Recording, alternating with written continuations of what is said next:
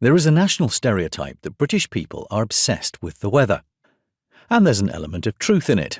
If all else fails, if conversation is faltering, we will instantly resort to commenting on how cold or wet or hot the weather has been of late, but rarely how good it has been. Yet this fascination we Brits have with the weather should hardly come as a surprise to anyone. After all, weather can all too easily make the difference between plenty and famine, survival and death. This is not a topic any human being can afford to ignore. According to my dictionary, weather refers to the condition of the atmosphere at a particular place and time, as opposed to climate, which has a wider space-time span. As I write this, for example, the weather in Swindon, England, is sunny and dry, with clear blue skies. But it is also colder than usual for summer here, while southern Europe is suffering an intense heat wave.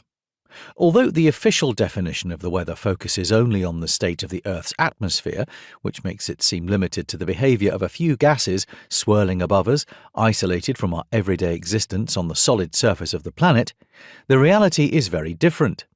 Weather is as much about what the atmosphere can throw at us on the ground and about the impact it will have on our bodies, crops and habitat as it is about the state of the air. Getting atmospheric. We take the atmosphere for granted.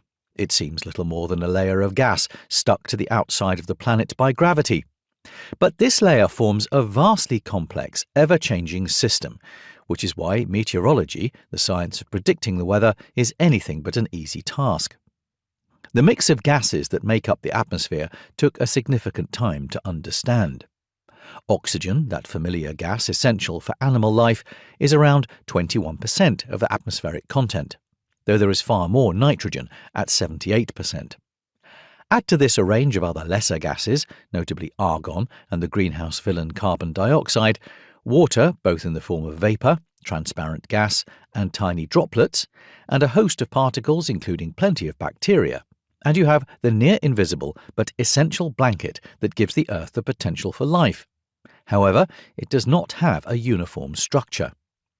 The atmosphere is conventionally divided into 5 layers, the stratosphere being the only one with a name that is frequently used.